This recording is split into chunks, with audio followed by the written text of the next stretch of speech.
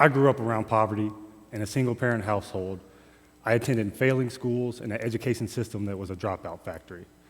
By 8th grade, I went to 7 different schools. For many, those obstacles are too much to overcome. For me, I was fortunate to have a mother that believed in discipline. She had to, raising 3 wild boys. I was fortunate to eventually have a positive male role model in my life, and fortunate to get a chance, as a first-generation college student, to attend one of the best universities in the world. I've always been driven by success, knowing that a better, richer, fuller life was always out there for me, as long as integrity and hard work guided my path.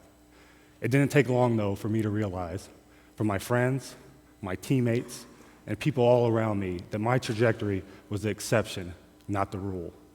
So I set out to find a career where I can help those stuck in poverty share my same American dream vision. And I sit here today in front of you being able to do just that. Interestingly enough, as a real estate developer. 10 years ago, I would have told you all developers were evil. They were only interested in exploiting people and the environment to maximize profits. My partners and I, we don't do that. We develop sustainable, urban, mixed-use public-private partnerships that re-energize blighted areas. And there's one project in particular we're working on that is so incredibly difficult, yet rewarding and transformational all at the same time, that I feel compelled to share with you how this strategy, this big idea of holistic community revitalization, is breaking up the concentrated poverty and breaking the cycle of poverty across the country. Poverty is the issue. It's one of our nation's biggest threats. It's killing the American dream for 46 million adults and over 16 million children. Worse yet, half of those children live in concentrated poverty, where 86% of third graders read below grade level, homicide rates are 12 times higher, and their prospects for a full, successful life are threatened. Too many people are being lost at no fault of their own. The good news is we have a solution, and holistic community revitalization is the answer. Even more, this model isn't based on theory, rather a living laboratory in the East Lake neighborhood in Atlanta. 20 years ago, philanthropist Tom Cousins tackled the most crime-ridden public housing project in the state of Georgia with mixed-income housing, a great school, and wraparound services. Today, the East Lake neighborhood is one of the safest areas in the entire state. The children in the school outperform all other schools in the Atlanta public school system, and more importantly, it's inspired me and others like me to tackle this problem in our cities across the country. The key to this model is addressing all systemic issues surrounding poverty. It's not enough to replace dilapidated housing with newer homes. If that's all you do, eventually the bad will come back and you've created a newer ghetto. It's also not enough to improve schools when children aren't coming to school ready to learn, whether they're hungry, sick, or just witness a traumatic event. In order to truly transform these areas of concentrated poverty, you have to address housing, education, and wraparound services. As I said before, this work isn't easy. It takes a private sector to push with its never-say-no attitude, high-capacity nonprofits to nurture all the programs that are aimed at supporting our at-risk families, and public and philanthropic sources to fill the many gaps in funding. But when you do this, when you quarterback all these multiple partners through this complex playbook and get it across the goal line, magic happens. It happened in Atlanta, it's happening in Indianapolis, in New Orleans, in Charlotte, and all over the country. The first step on this journey involves breaking up concentrated poverty with high-quality, mixed-income housing. When you build to the quality where anyone would want to live, regardless of their income, you begin to bring the market back to the neighborhoods.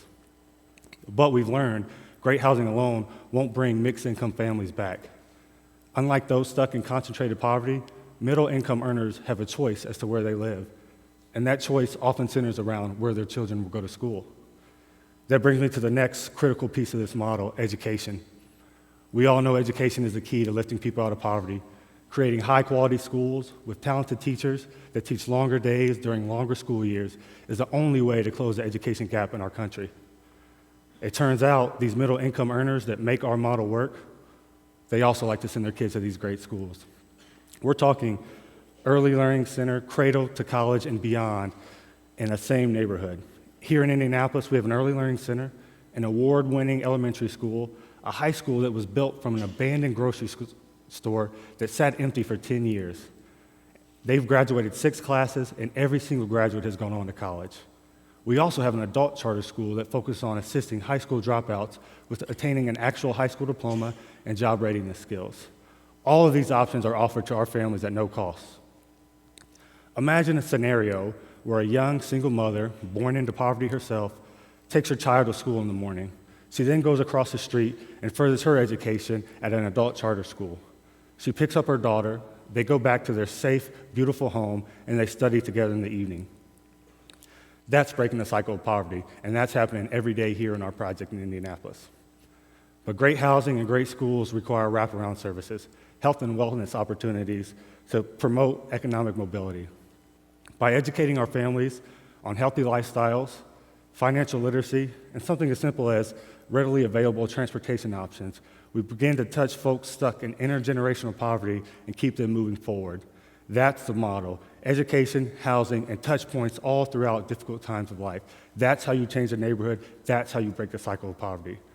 And as we're changing these distressed neighborhoods into these healthy, safe, educated communities, the social and economic impacts will reach levels never seen before in our country.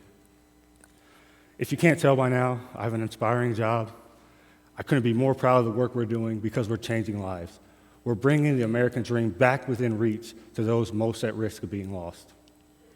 I'm confident that as this big idea spreads across America, with talented people taking on these Herculean efforts to address poverty, we'll solve this issue during my lifetime.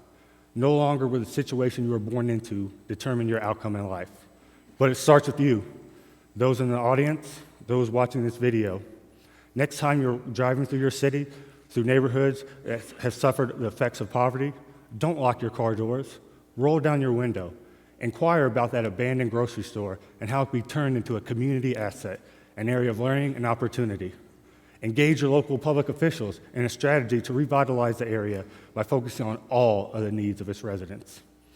Do this, and I promise, like me, you'll be inspired, you'll make magic, and in 20 years, a remarkable child that you helped will take the same TED stage and tell his or her amazing story, not as the exception, but as the rule. Thank you.